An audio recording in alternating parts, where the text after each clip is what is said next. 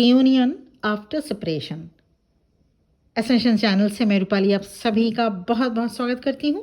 आज हम बात करने वाले हैं एक ऐसे फेज़ के बारे में जो ट्विन फ्लेम जर्नी का सबसे इमोशनल एंड सीक्रेट पार्ट होता है, रियूनियन आफ्टर सेपरेशन।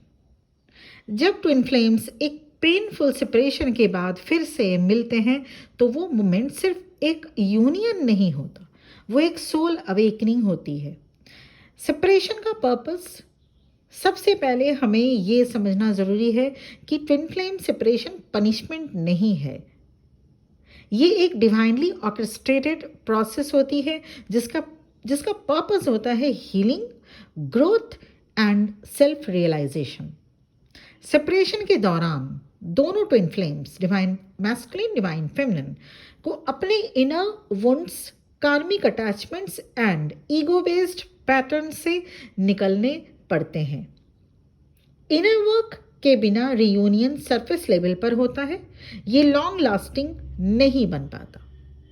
रियूनियन का एनर्जेटिक सिग्निफिकेंस क्या है? जब ट्विन फ्लेम्स एनर्जेटिकली अलाइंड हो जाते हैं, मतलब दोनों ने अपने इमोशनल, स्पिरिचुअल एंड कार्मिक ब्लॉक्स को हील कर लिया होता है, तब यूनिवर्स रियूनियन मैनिफेस्ट करने लगते हैं। रियूनियन सिर्फ एक फिजिकल मीटिंग नहीं, ये एक वाइब्रेशनल मैच भी होता है। जब आप और आपके ट्विन फ्लेम सेम फ्रिक्वेंसी पे वाइब्रेट करने लगते हैं, तब सोल ऑटोमेटिकली अट्रैक्ट हो जाती है। क्या कुछ साइन है that your reunion is near? Twin flame reunion के करीब है तो यूनिवर्स कुछ क्लियर साइन देते हैं। Number 1 sign, sudden inner peace का फील होना। आपको अपने ट्विन के एब्सेंस में भी सुकून, पीस महसूस होने लगता है। साइन नंबर 2, रिकरिंग ड्रीम्स और टेलीपैथी। आप दोनों एक दूसरे से 5D लेवल पे कनेक्ट होने लग जाते हैं। Sign number 3, feeling their energy strongly. आप अपने ट्विन फ्लेम का नाम, उनका वॉइस, उनकी प्रेजेंस, उनका नाम अचानक से आपके सामने आने लगेगा, या आपके मोबाइल पे या किसी ने उनका नाम लिया इस तरह से, या उनकी वॉइस, उनके प्रेजेंस बिना भी आप उनकी वॉइस को सुन सकते हैं। आपको लगेगा जैसे आपके ट्विन फ्लेम आपके आसपास हैं, ये आपको महसूस होने लगती है।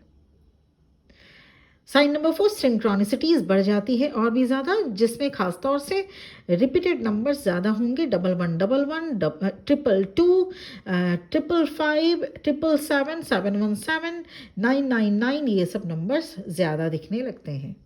या ओल्ड सॉन्ग्स बार बार ट्रिगर होने लगते हैं, या फिर वो सॉन्ग्स जो आपके और ट्विन फ्लेम, आपके डिवाइन मैस्कुलिन के बीच में कोई ना कोई कनेक्शन जिसका उस सॉन्ग से रहा हो।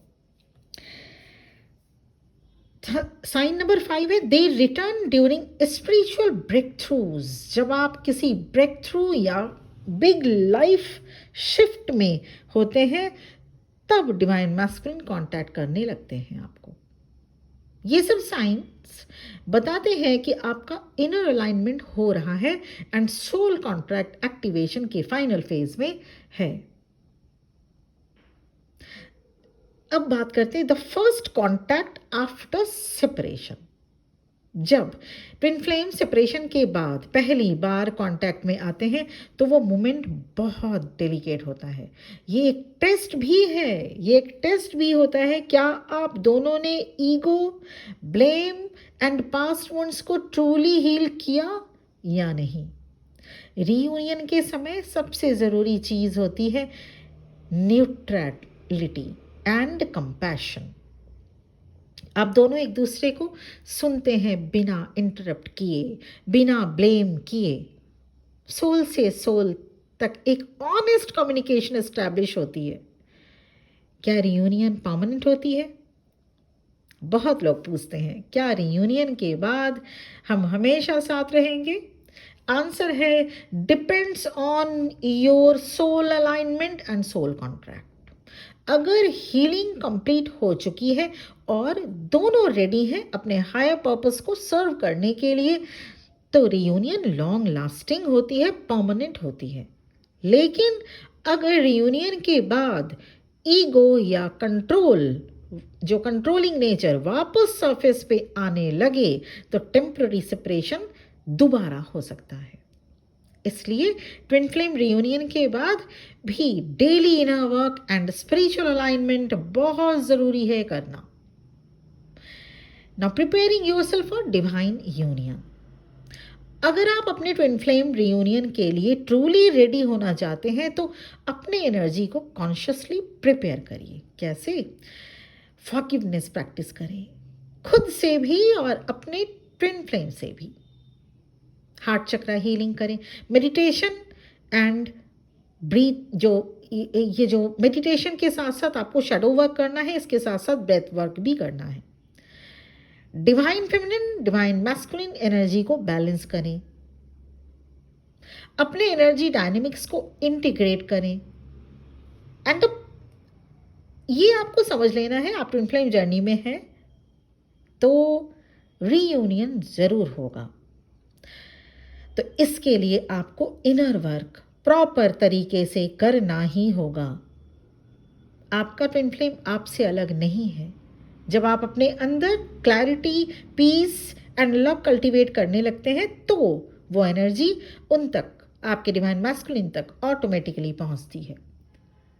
अगर आपको ये समझ में आ रहा है कि हाँ, कि सबसे इससे एक और चीज़ आपको करना होता है, सरेंडर फेज बिफोर रीयूनियन। ये भी बेहद ज़रूरी है क्योंकि रीयूनियन तो आपका होगा क्योंकि आप ट्विन फ्लेम जर्नी में हैं। अगर आपने इनोवा किया तो रीयूनियन होगा, पर सरेंडर फेज भी एक फेज आता है जो हर एक ट्विन फ्लेम को करने होते हैं। रीयूनियन से पहले एक बहुत सीक्रेट स्टेज होती है जिसे कहा जाता है सरेंडर फेज।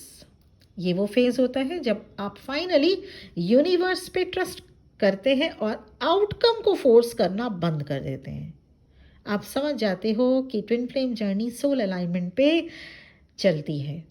और तब जब आप letting go and unconditional love के वाइब्रेशन में आ जाते हैं, तभी रीयूनियन आपका कंप्लीट होता है। इस फेज में आपने स्पिरिचुअल रूटीन को ध्यान देना होगा। आपके जो स्पिरिचुअल रूटीन से उस पर ध्यान दीजिए। जैसे इनर वर्क पे आप 100% ध्यान दीजिए, उसे और भी स्ट्रॉन्ग बना के रखिए। Inner work, meditation, journaling and gratitude practice बहुत ज़रूरी है इस दौरान करना। अब इसके साथ ही साथ एक और point, handling fear of repeat separation. Reunion के बाद सबसे बड़ा फियर होता है कभी फिर से सेपरेट ना हो जाए। लेकिन ये फियर आपके सबकॉन्शियस पैटर्न से आता है, रियलिटी से नहीं। इस फियर को डिसॉल्व करने के लिए अपने ट्विन फ्लेम के साथ इमोशनल ट्रांसपेरेंसी मेंटेन करना ज़रूरी है। और सबसे इम्पॉर्टेंट, अपने आप के साथ कमिटमेंट बनाना। जब आप खुद से अलाइंड होते हैं, आपके ट्विन फ्लेम नेचुरली अलाइंड हो जाते हैं। तो कभी कभी ये क्वेश्चन आता है कि वैसे तो एक बारी सेपरेशन के बाद जब रीयूनियन होता है, सेपरेशन भी कई बार हो सकता है, ये भी ध्यान में रखना होगा। That depends twin flames to twin flames. तो अगर रीयूनियन हो जाए तो उसके बाद भी सेपरेशन होने के चांसेस रहते हैं, पर तब जब आपने अपने इनर वर्क को प्रॉपर तरीके से नहीं किया और उसके बाद भी इनर वर्क करने के बाद भी आप ईगो से ऑपरेट करने लगे या कंट्रोलिंग इशू आप पर फिर से आप उस पर कंट्रोल करने लगे, तो भी सेपरेशन फिर से कुछ समय के लिए आ सकता है। Always remember, twin flame connection एक एनर्जी कॉर्ड है। जो आप फील करते हो वो आपके ट्विन फ्लेम तक जाता ही जाता है। आपका हीलिंग जर्नी उनका ट्रिगर बन सकता है। And this is spiritual truth, आप दोनों अलग नहीं हैं। एक की हीलिंग दोनों के लिए हीलिंग हो जाती है। अगर आप अपनी हीलिंग कर रहे हैं तो आप अपने ट्विन फ्लेम के लिए भी हीलिंग कर लेते हो। तो रीयूनियन के बाद, जैसे आपका रीयूनियन हो चुका, उसके बाद पोस्ट रीयूनियन सीक्रेट प्रैक्टिसेस भी करने पड़ते हैं, जो जैसे आपका जब रीयूनियन हो जाएगा या आपका रीयूनियन हो गया है तो भी आपको इनर वर्क करने पड़ेंगे और कुछ प्रैक्टिसेस करने पड़ते हैं, वो मैं आपको बता दूं। पोस्ट रीयूनियन सीक्रेट प्रैक्टिसेस क्या है? जॉइंट मेडिटेशन, ये भी ज़रूरी नहीं, ये कुछ प्रैक्टिसेस आप अपने ट्विन फ्लेम के साथ या इंडिविजुअल कर सकते हैं।